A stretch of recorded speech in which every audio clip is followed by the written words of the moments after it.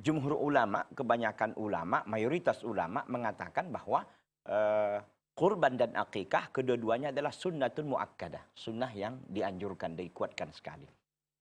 Pertanyaannya adalah tadi ketika memang waktunya itu berdekatan.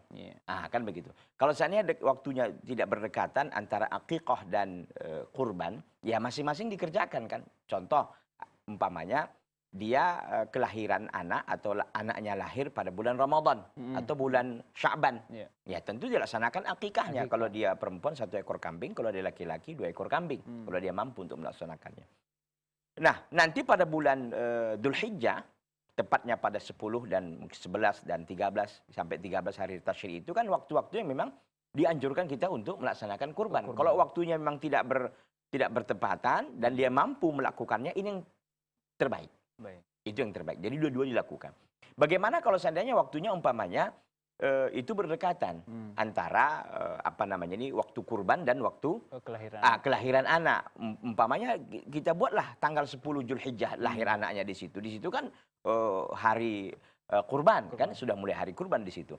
Nah, makanya kata para ulama kalau tidak mampu dia untuk menunaikan dua-duanya, kalau dia mampu, alhamdulillah ini akikah, ini 1 ekor kambing kalau dia perempuan, kalau dia laki-laki 2 ekor kambing, dan ditambahkan kambing 1 lagi untuk kurbannya umpamanya. Itu bagus, alhamdulillah. Kalau seandainya tidak mampu dia, sebagian ulama itu membolehkan menggabungkan niat kurban dan akikah.